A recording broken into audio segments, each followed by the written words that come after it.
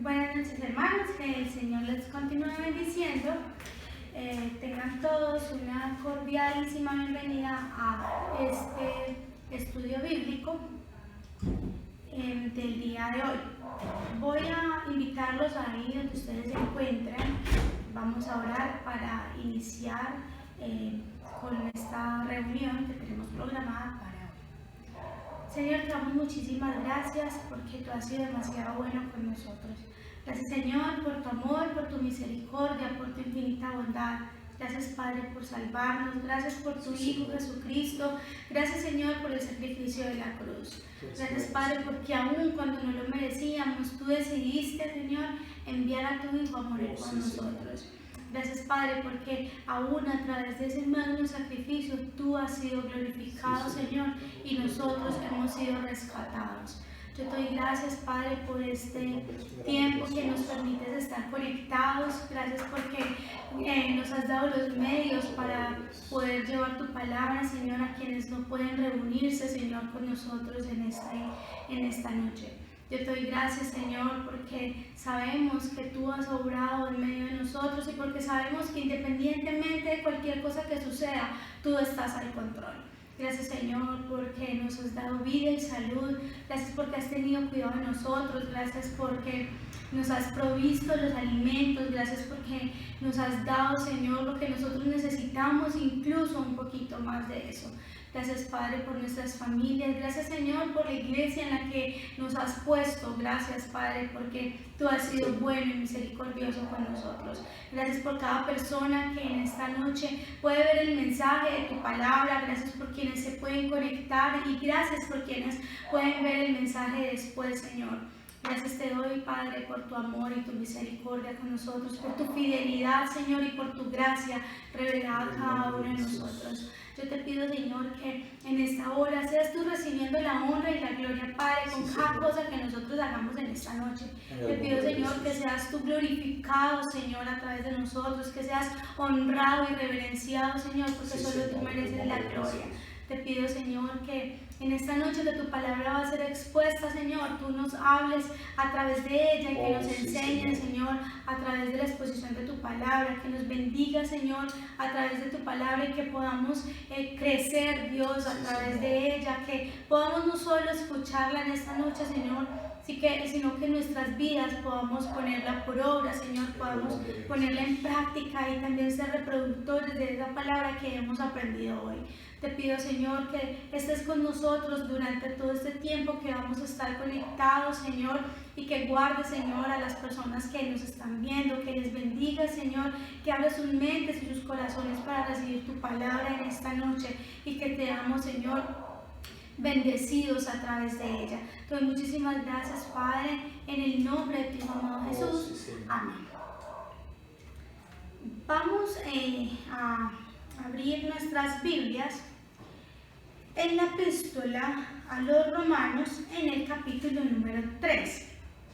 Y yo voy a leer en favor de todos ustedes y en casa me acompañan en sus Biblias para seguir la lectura desde el versículo 1 hasta el versículo número 8.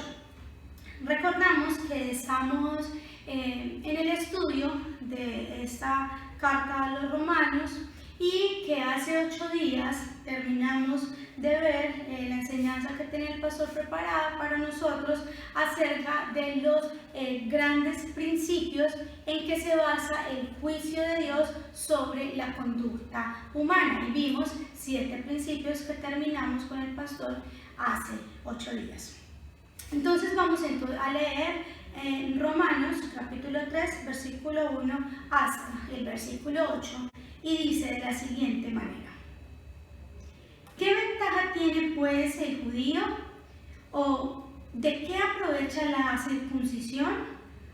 Mucho, en todas maneras. Primero, ciertamente que les ha sido confiada la palabra de Dios. Pues, ¿qué si alguno de ellos han sido incrédulos? ¿Su incredulidad habrá hecho nula la fidelidad de Dios? De ninguna manera. Antes bien sea Dios veraz y todo hombre mentiroso, como está escrito. para que seas justificado en tus palabras y venzas cuando fueres juzgado. Y si nuestra justicia hace resaltar si nuestra injusticia hace resaltar la justicia de Dios, ¿qué diremos? ¿Será injusto Dios que da castigo? Hablo como hombre. En ninguna manera. De otro modo, ¿cómo juzgaría Dios al mundo? Pero si por mi mentira la palabra de Dios abundó para su gloria, ¿por qué aún soy juzgado como pecador? ¿Y por qué no decir, como se nos calumnia y como algunos cuya condenación es justa, afirman que nosotros hagamos males para que vengan bienes? Vamos entonces a entonar un himno que es muy conocido por todos nosotros en el Centro Cristiano de Estudio Bíblico y quizás también para otros hermanos de otras congregaciones que conocen el himnario de fe y alabanza. Es el himno número 160, titulado Día Feliz. Himno número 160. Y cantamos entonces a la voz de 3. 2, 3. Día feliz, cuando escogí servirte mi Señor y Dios. Preciso es que mi gozo en ti lo muestre hoy por obra y voz. Soy feliz y en su favor me gozaré. En libertad y luz me vi cuando triunfó En mí la fe y el raudal carmesí, salud de mi alma enferma fue. pasó mi gran deber cumplir, De Cristo soy y mío es Él. Me atrajo con placer seguir, su voz conoce todo fiel. Soy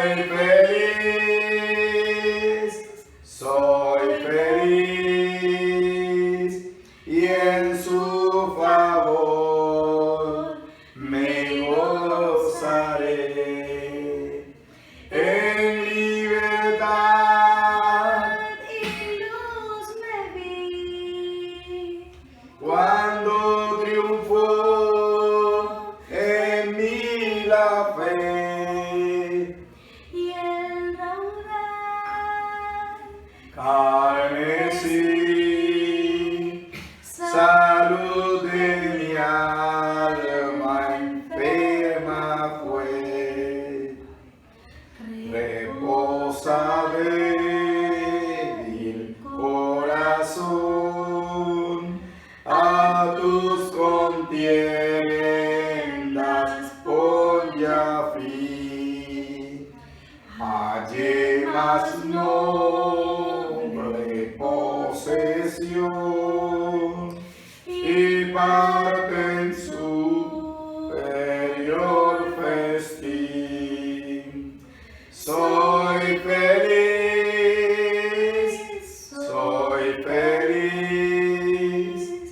y en su favor me gozaré. En libertad y luz me vi cuando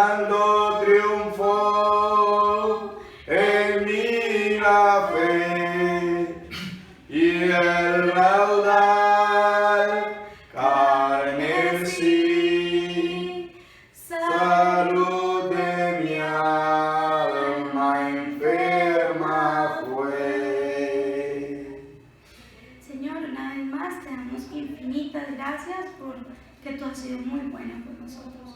Gracias, Señor, porque tu palabra va a ser expuesta en esta noche y porque podemos escucharla, Padre, y aprender de ella. Te pido, Señor, que seas tú tomando a nuestro pastor que va a exponer tu palabra, que hables a través de él, Señor, que anules completamente su humanidad y que seas tú hablando a través de él, Señor, que toda palabra que salga de su boca sea sazonada por ti, sazonada con tu verdad, Señor, por tu palabra, Señor, porque sabemos que tu palabra es verdad, tu palabra es vida, Señor, y alimento para nosotros. Te pido, Señor, que seas hablándonos a través de ella, que podamos crecer a través de tu palabra, Señor, y que podamos ser reproductores de ella a quienes no te conocen, Señor, y quienes no pueden escuchar este mensaje en esta noche. Pues muchísimas gracias una vez más por tu amor y tu bondad con nosotros. En tu Hijo Jesucristo. Amén. Es con nosotros nuestro pastor Pedro López, que va a exponer la palabra en esta noche.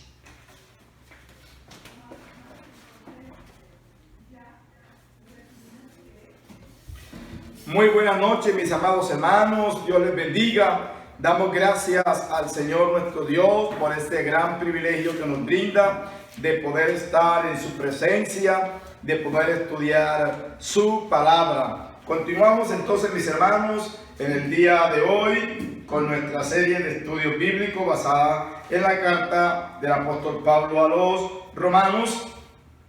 Y siguiendo el orden, entonces vamos a iniciar con el capítulo 3 de la carta a los Romanos.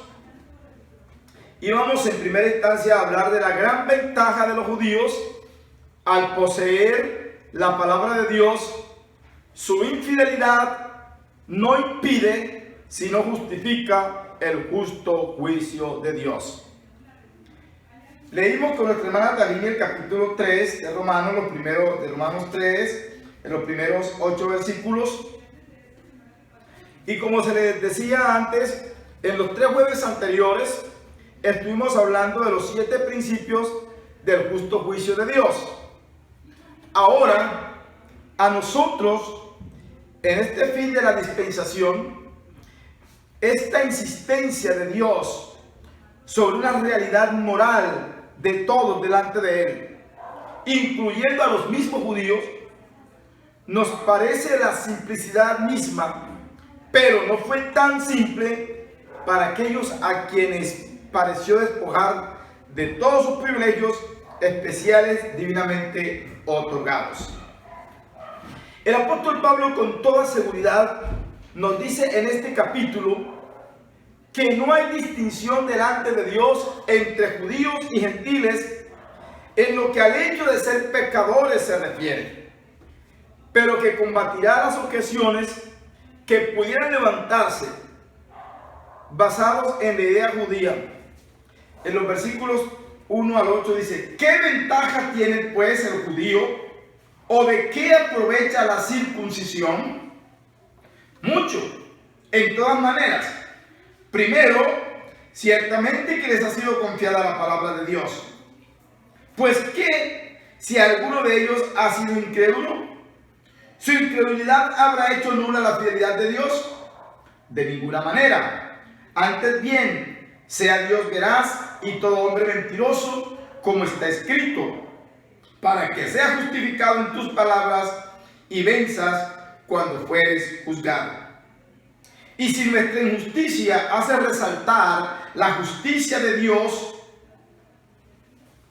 ¿qué diremos? ¿Será injusto Dios que da castigo? Hablo como hombre. En ninguna manera. De otro modo, ¿cómo juzgaría Dios al mundo? Pero si por mi mentira la verdad de Dios abundó para su gloria, ¿por qué aún soy juzgado como pecador? ¿Y por qué no decir, como se los calumnia y como algunos cuya condenación es justa, afirman que nosotros decimos, hagamos males para que vengan bienes? Entonces, basados en la idea judía acerca de, primero, la posición peculiarmente privilegiada que Dios dio a Israel como pueblo separado de Jehová, y acerca del concepto que sobre la justicia del mismo Dios tiene el judío en su posición privilegiada. Tales objeciones son atrevidas, casi blasfemas, deben ser contestadas, y en este pasaje se presentan tres preguntas judías. Vamos a hablar de esas tres preguntas judías. La primera aparece en los versículos 1 al 4. ¿Qué ventaja o preeminencia tiene el judío y la circuncisión? Bueno, vamos a responder. A aquella nación, a pesar de su infidelidad, se le encargó la palabra de Dios, inestimable y eterna ventaja. Por esto creemos que todos los escritores de la palabra de Dios eran israelitas. La infidelidad de los judíos no podía ni puede anular la fidelidad de Dios en cumplir su palabra. Llámese promesas, llámese profecías, llámese juicios. Dios siempre será verdadero, aunque todo hombre sea falso a lo que Dios le haya confiado. El apóstol Pablo cita como ejemplo la muy humilde confesión del rey David y su atribución de justicia a Dios, después que su propio pecado le había demostrado su infidelidad al pacto real que Jehová le había encomendado. Como dice, de ninguna manera, antes bien sea Dios veraz y todo hombre mentiroso, como está escrito, para que seas justificado en tus palabras y venzas cuando fueres juzgado. Eso está en el Salmo 51, en el versículo 4. Creemos entonces que todos los hombres de la tierra han quebrantado su palabra y su fidelidad antes que Dios haya faltado a la suya. No importa lo que sea de los hombres y de su verdad, la verdad de Dios permanece inconmovible. Dijo un escritor bíblico, comentarista bíblico, Alford, dijo: esta infidelidad de los judíos no es su falta de creer la palabra de Dios. Lo que aquí se nos presenta es la actitud de los judíos hacia el gran privilegio primario y la responsabilidad de esa nación como depositaria de la palabra de Dios. En el versículo 15, y si nuestra justicia hace resaltar la justicia de Dios, ¿qué diremos? ¿Será injusto Dios que da castigo? Hablo como hombre. Entonces, miren, hermanos, en el versículo 5, el apóstol Pablo hace que los judíos llamen su conducta nuestra injusticia. Y esta injusticia consistía en desobediencia nacional a las palabras de Dios a partir del Sinaí.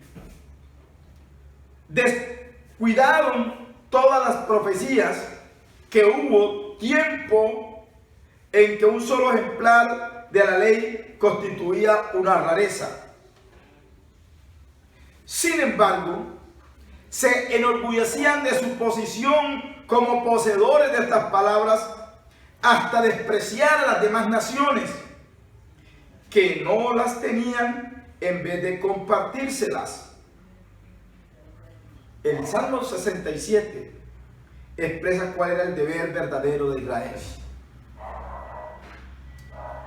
Ignorancia asombrosa acerca del significado espiritual de las profecías y de las voces de sus profetas, tanto que hasta mataron al justo, como escribe Lucas en Hechos capítulo 13, versículo 27.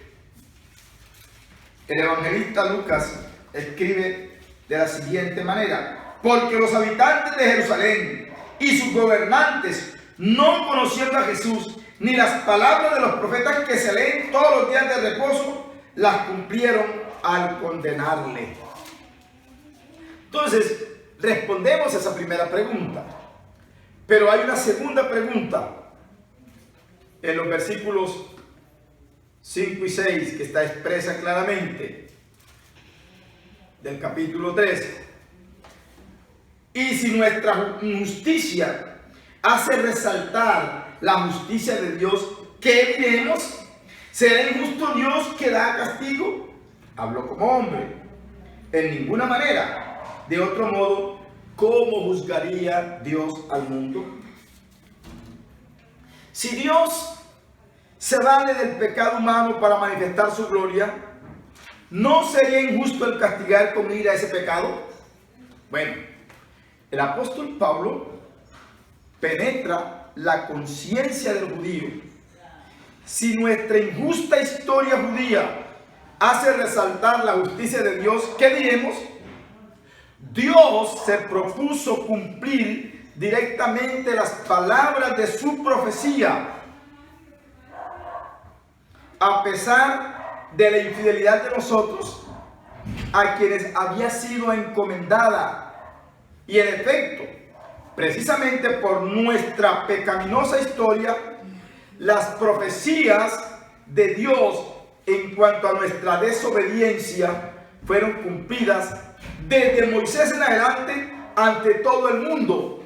Leamos, por ejemplo, Deuteronomio, en el capítulo 31 de Deuteronomio, el versículo 14, hasta el capítulo 32, versículo 47, se encuentra expresado esto. Pero quiero leer solamente una partecita de Deuteronomio, en el capítulo 32, los versículos 35 al 37, para que miremos algo interesante allí. Dice: mía es la venganza y la retribución, a su tiempo su pie resbalará, porque el día de su aflicción está cercano, y lo que les está preparado se apresura, porque Jehová juzgará a su pueblo, y por amor de sus siervos se arrepentirá, cuando viere que la fuerza pereció y que no queda ni siervo ni libre, y dirá: ¿dónde están sus dioses, la roca en que se refugiaban? Entonces, ha sido descrito acerca de Israel.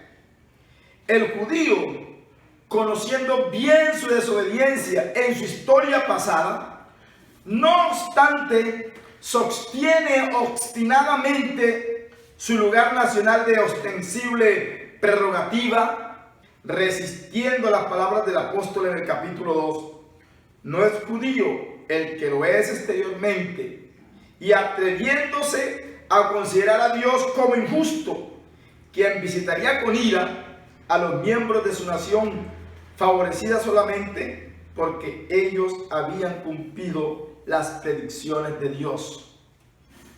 Entonces el apóstol, cuando trae a discusión el asunto de la actuación injusta de Dios, al visitar con ira a los israelitas desobedientes, instantáneamente dice en reverente paréntesis: habló a la manera de los hombres. Es decir, poniéndose en el lugar de la mayoría de los hombres y empleando un argumento que ellos emplearían. El apóstol responde: en ninguna manera, porque entonces, si Dios fuera injusto al visitar con ira al judío, ¿cómo juzgaría al mundo entonces? El juez de toda tierra obrará rectamente y juzgará a todo el mundo. Repito, el juez de toda la tierra obrará rectamente y juzgará a todo el mundo. El apóstol Pablo, en Hechos 17, 31 dice textualmente: por cuanto ha establecido un día en el cual juzgará al mundo con justicia, por aquel varón a quien designó, dando fe a todos con haberle levantado de los muertos. Lo cual implica entonces la inflicción de la ira sobre todos y cada uno de los impenitentes pecadores, como lo dice la Escritura. Notemos entonces que el apóstol Pablo admite, como también estos criticones, que habrá un día de juicio. Dios quien visita con ira. Lo que el apóstol ataca son los falsos. Lo que el apóstol ataca, repito, son las falsas esperanzas en que descansan los hombres para evadir este juicio. Cristo fue juzgado y herido en nuestro lugar. Pero ¡ay! ¿Cómo detesta el hombre llegarse a la cruz como a uno a quien se debió aquel castigo, según dice el profeta Isaías en el capítulo 53, en el versículo 8? Por cárcel y por juicio fue quitado, y su generación, ¿quién la contará? Porque fue cortado de la tierra de los vivientes, y por la rebelión de mi pueblo fue herido. Pero si logras escapar de la convicción del pecado y no alcanzas por eso la fe personal en el crucificado, irás al infierno para siempre. No podrás escapar.